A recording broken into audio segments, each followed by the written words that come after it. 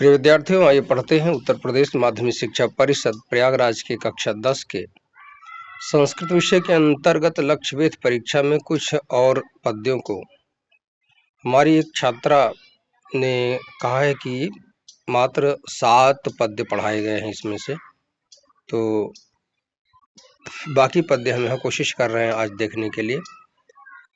तो हम भी सोचते हैं लगभग जो पढ़ा देते हैं बाद के लिए छोड़ते हैं तो जाते हैं भूल, इसलिए बाद के लिए नहीं करना चाहिए।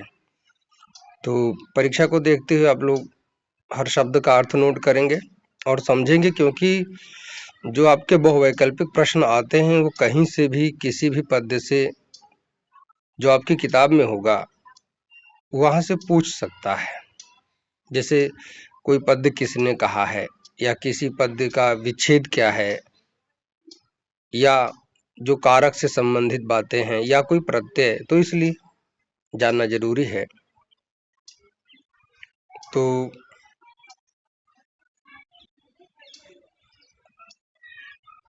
देखते हैं, युधिष्ठिर से कहा गया था, तो युधिष्ठिर ने जो उत्तर दिया है, तो मैं यहाँ से देखूंगा जिससे कि आपको थोड़ा सा 13वें से देखते हैं, ठीक है, जिससे कि हो सकता है उसके पहले मुझे दिमाग में आता कि पढ़ाया गया है। तो क्योंकि अलग अलग शिष्यों को बुलाया गया था लक्ष्यवेध के लिए, तो बीच में युधिष्ठिर के बाद और लोग बुलाए गए, तो उन सब का चित्रण यहाँ देख रहे हैं। अन्यांश्च शिष्यान् भीम आदीन राज्यश्चैवान्य देशजान् तथा च सर्वे तत्सर्वं पश्याम इति कुत्सिताः। अन्यान अन्य शिष्यों से, चा और शिष्यान शिष्य वही जो भी हमने बोला है, अन्यान अन्य, चा माने और, शिष्यान शिष्यों से, भीम आदीन भीम आदि, राज्ञः च और राजाओं से, अर्थात जो राजकुमार यही कल के राजा होंगे, तो भावी राजाओं से, अन्य देशजान अन्य देश के, अर्थात अन्य देश के राजकुमारों से, तथा चा और उसी प्रकार जैसा कि युधिष्ठिर ने उत्तर दिया था ठीक उसी प्रकार से सर्वे सभी लोगों ने उत्तर दिया। तत्सर्वम क्या कहा, वो सब कुछ, पश्यामः देख रहे हैं, इति इस प्रकार जब उत्तर दिए तो कुत्सिताः सभी लोग फटकारे गए, अर्थात आचार्य द्रोण ने सबको फटकारा कि तुम लोग अब तक पढ़े ही क्या हो। तो देखिएगा कुछ विच्छेद और सामान्य व्याकरण। अन्यान्धंच, अन्यान्धंच यहाँ पर जो संधि होती है, ना के बाद यदि चा आता है तो बीच में सा का आगम होता है, तो यहाँ भी अनुस्वार संधि हो रही है और बीच में श्चुत्त संधि भी। राज्ञः च, राज्ञः च यहाँ पर भी देख लेते हैं, तो यहाँ पर विसर्ग संधि है और श्चुत्त संधि है। चा धन एव वृद्धि संधि है, वृद्धि रेची। एव धन अन्य देश जान, एव धन अन्य, यहाँ पर देखें तो दीर्घ संधि होती, अकासा वर्ण दीर्घ लगता है। और एक शब्द और पीछे छूट गया है, भीम धन आदीन, अ से यहाँ पर दीर्घ होता है, तो आप जान रहे हैं अकासा वर्ण दीर्घ। पश्यामः दृश्य धातु का बहुवचन का पद है उत्तम पुरुष में, ठीक। अर्थ देखिएगा, अनुवाद इसका, तो प्रस्तुत अवतरण में यानी प्रस्तुत संस्कृत श्लोक में लक्ष्यवेध के विषय में अन्य राजकुमारों द्वारा दिए गए उत्तर से आचार्य द्रोण के असंतुष्ट होने का वर्णन किया गया है। हिंदी अनुवाद समझते हैं। और अन्य शिष्यों यानी कि और भीम आदि अन्य शिष्यों तथा अन्य देश के राजकुमारों से आचार्य द्रोण ने तेनैव क्रमेण, इसके पहले वाले पद्य में आया है, उसी क्रम से प्रश्न पूछा। और सभी लोगों ने हम वो सब देख रहे हैं, अर्थात वृक्ष भी देख रहे हैं, पक्षी भी देख रहे हैं, आप सबको भी देख रहे हैं, भाइयों को भी देख रहे हैं, आदि आदि उत्तर दिया। तो ऐसा उत्तर दिए जाने पर सभी लोग फटकारे गए, अर्थात सबको उन्होंने कहा नई तत् लक्ष्यम त्वया वेद्युम, अपसर्प, ये लक्ष्य तू नहीं वेद सकता, दूर हट जा। ऐसा जब युधिष्ठिर से जो कहे थे ना, वो यहाँ पर वापस आएगा। इसके बाद देखिएगा 14वें को, यहीं से आपका ज्यादा महत्वपूर्ण बन जाता है। ततः ततो धनंजयम द्रोणः, यहाँ द्रोणम लिखा है, आप इसको द्रोणा कर लीजिएगा, मिसप्रिंट है। स्मयमानः, मुस्कुराते हुए। चलिए अभी तो हम पढ़ रहे हैं, इसको वाचन कर रहे हैं, तो शब्दार्थ नहीं।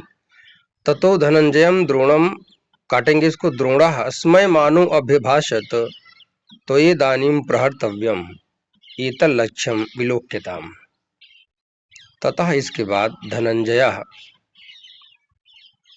धनंजयम यानी कि अर्जुन से, द्रोणः आचार्य द्रोण, स्मयमानः मुस्कुराते हुए, अभ्यभाषत बोले, तो या तुम्हें इदानीम अब प्रहर्तव्यम, प्रहार करना चाहिए, अर्थात प्रयास करना चाहिए। एतत् लक्ष्यम, इस लक्ष्य को, विलोक्यताम, देखो। कुछ सामान्य व्याकरण देखिए, एक बार फिर बताते हैं। द्रोणः है, द्रोणम नहीं है यहाँ पे इस पद्य में।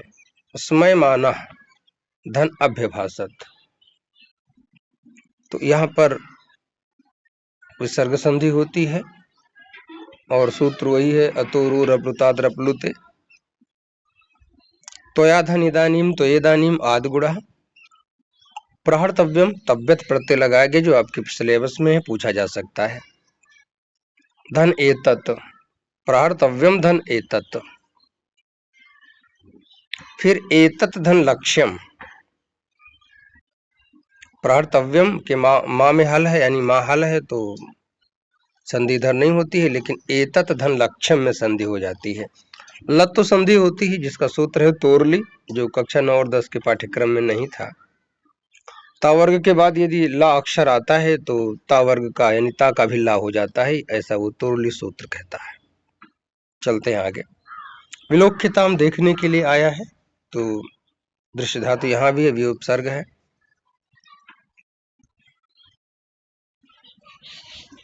बड़ा कमाल का चीज होता है कि लोक धातु अंग्रेजी में भी है, लुक माने देखना, और यहाँ पर भी दृश्य का लुक आगम होता है, तो विलोक्य बनता है।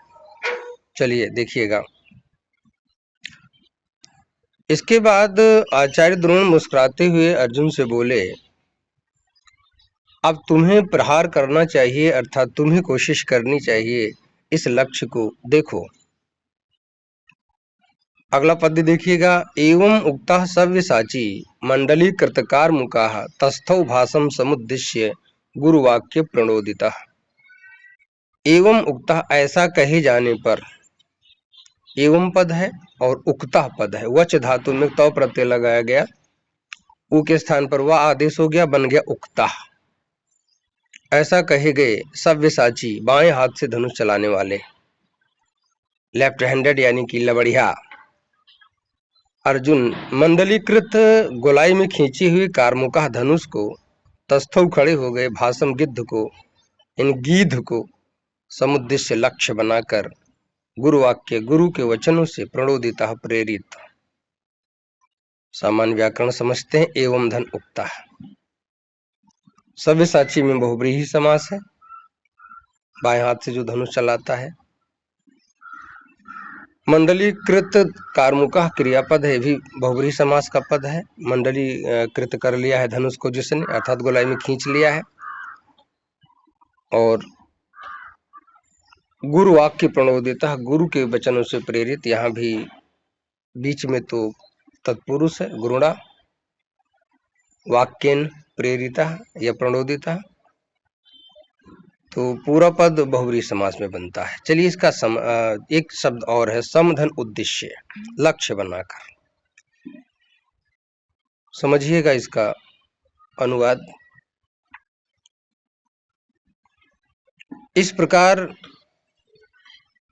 गुरु के वचनों से प्रेरित और गुरु द्वारा आदेश किए गए बाएं हाथ से धनुष चलाने वाले अर्जुन उस गिद्ध को लक्ष्य बनाकर खड़े हो गए। वीडियो घुमा के देख लीजिएगा, समझ में आ जाएगा।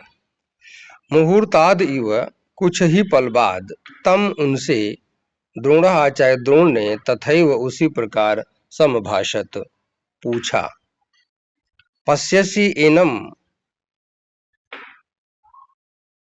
पश्यसि देख रहे हो, एनम इस स्थितम बैठे हुए, भाषम गिद्ध को, द्रुमम वृक्ष को, माम मुझको, अपि और भी, चा और अर्जुन ही अर्जुन।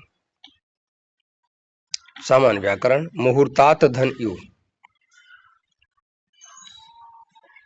यहाँ पर थोड़ा सा इसका नियम कानून मेरे हिसाब से मुहूर्तात एव होना चाहिए। कैसे बनाए हैं, या तो यहाँ भी मिसप्रिंट होगा, तो मुहूर्तात एव ही होना चाहिए, जस्ट संधि होते हैं। द्रोणा धन तथा, विसर्ग संधि, विसर्जनीय से सह, तथा धन एव वृद्धि रेची, सम धन अभाषत, यहाँ पर कोई संधि नहीं है। माँ जो है वो हल है सम का, और उसमें आ जुड़ जाता है। पश्यसि धन एनम, ये को यण लग जाता है, यण संधि हो जाती है।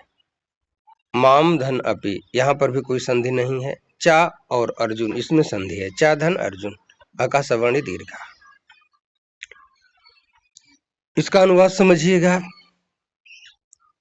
और कुछ क्षण पश्चात आचार्य द्रोण उस अर्जुन से भी उसी प्रकार बोले, हे अर्जुन, तुम इस वृक्ष पर बैठे हुए गिद्ध को, वृक्ष को, मुझको या और कुछ देख रहे हो? तो देखते हैं उत्तर क्या आता है। 17वां देखिएगा। पश्यामि एकम भासम इति द्रोणम पार्थो अभ्यभाषत, न तो वृक्षम भवंतम वा पश्यामि इति च भारत। पश्यामि देख रहा हूं, एकम एक, शब्दार्थ शुरू हुआ है। पश्यामि देख रहा हूं, एकम एक, भासम गिद्ध को, इति इस प्रकार, द्रोणम आचार्य द्रोण से, पार्था अर्जुन, अभ्यभाषत बोले, न तो वृक्षम वृक्ष को, भवंतम आपको, वा अथवा और कुछ, पश्यामि देखता हूं या देख रहा हूं, इति इस प्रकार, च और भारत, हे आचार्य। भारत माने आचार्य। यहाँ पर भरतवंश में उत्पन्न होने के कारण आचार्य द्रोण को भी भारत कहा गया। अब सवाल उठता है उनका भरतवंश कौन सा था? तो नाट्यशास्त्र के प्रणेता भरत जो मुनि हुए थे, उनके बाद जितने भी मुनि हुए सबको उनके वंश का समझ लिया गया। यहाँ ऋषि वंश का अर्थ निकलता है, ठीक है। वो भी एक शिक्षा देने वाले ऋषि थे, आचार्य थे, तो बात के जितने आचार्य आए सबको भारत कहा गया है, ठीक है। ये थोड़ी सी बारीकी है, समझने का प्रयास करेंगे। तो एक सामान्य सी प्रक्रिया है, समझा जाता है। चलते हैं, इसको देखते हैं। उस अर्जुन ने आचार्य द्रोण से कहा, हे आचार्य,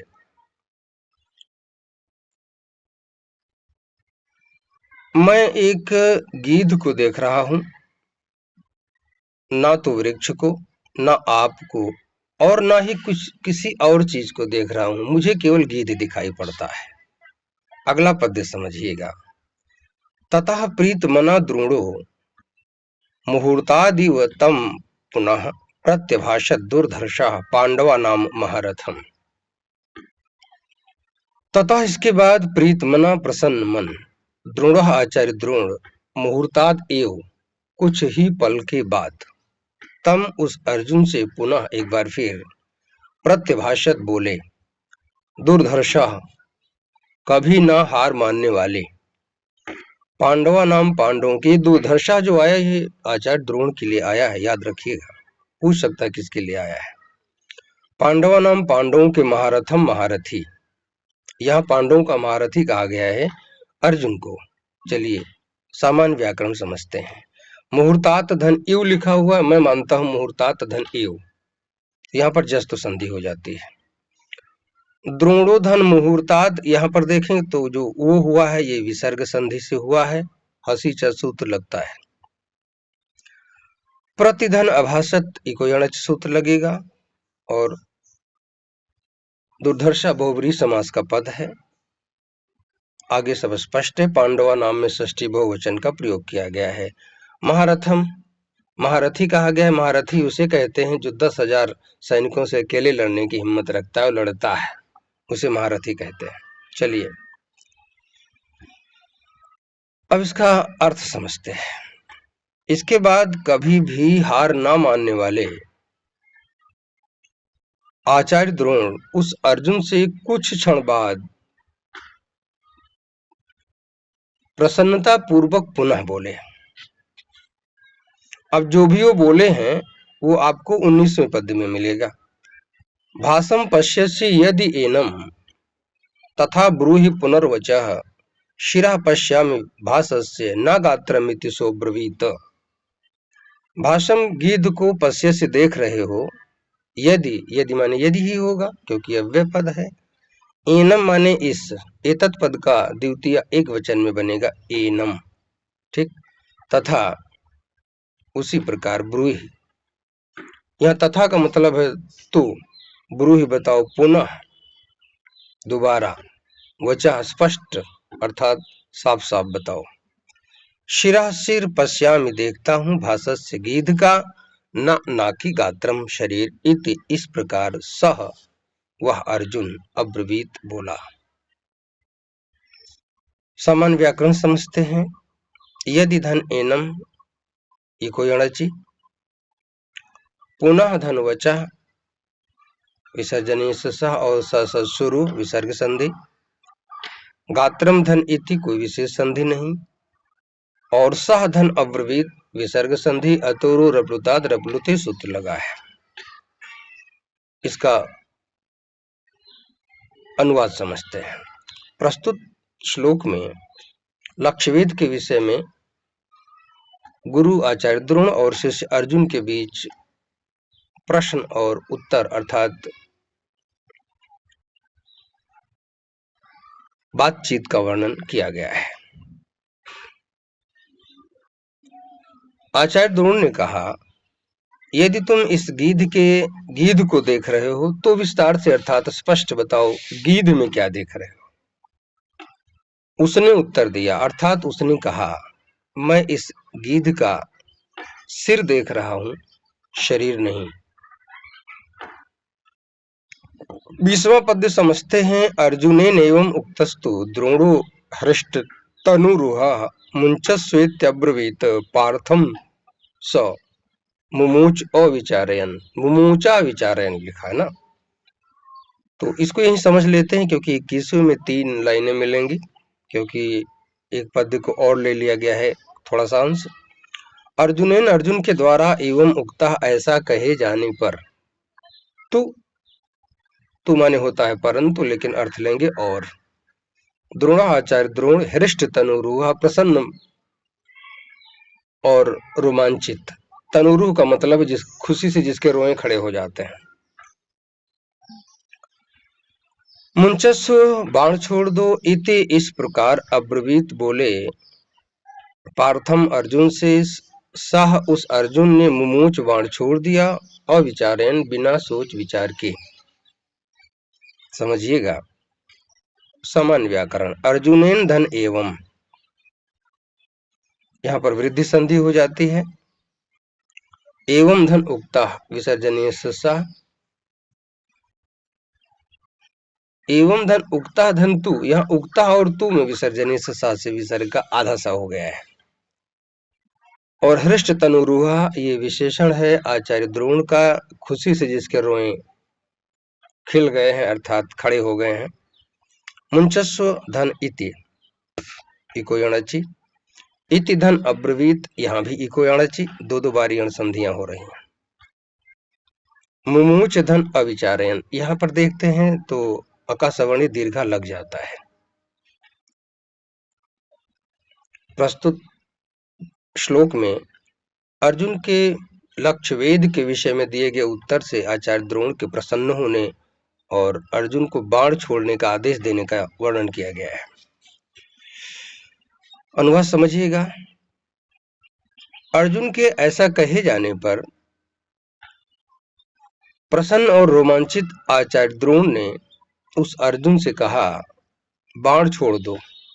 और उसने बिना किसी सोच विचार के अर्थात सोच विचार ना करते हुए बाण को छोड़ दिया।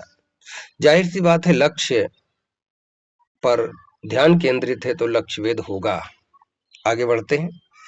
ततस्तस्य नगस्थस्य क्षुणेन निशितेन च शिरा उत्कृत्य तरसा पातयामास पांडवा हर्षोद्रेकेण तम द्रोणः पर्यश्वजत पांडवम। तथा इसके बाद तस्य उस गीध के नगस्थस्य, या नग माने वृक्ष होता है, ठीक है, नग माने पर्वत भी होता है, लेकिन यहाँ अर्थ क्या है, वृक्ष।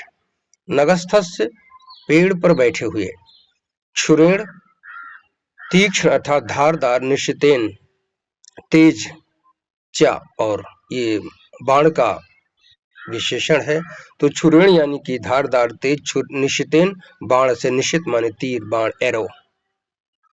शिरा सिर उत्कृत्य काट करके तरसा तेजी से पातया मांस गिरा दिया पांडव अर्जुन ने।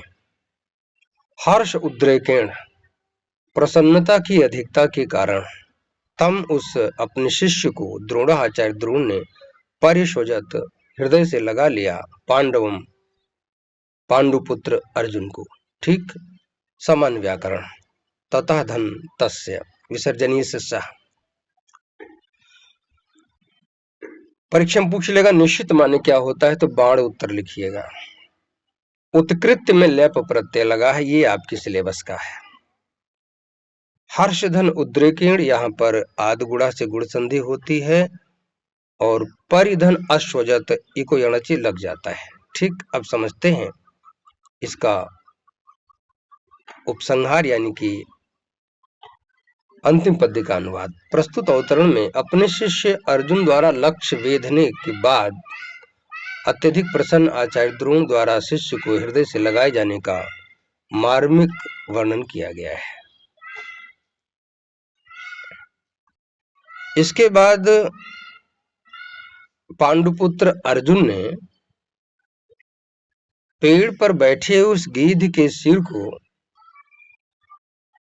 तीक्ष्ण अर्थात तेज बाण से काटकर तेजी से गिरा दिया। अत्यधिक प्रसन्नता के कारण आचार्य द्रोण ने उस पांडुपुत्र अपने शिष्य अर्जुन को गले से लगा लिया। तो विद्यार्थियों, इसको एक बार और देख लीजिएगा, एकदम क्लियर हो जाएगा।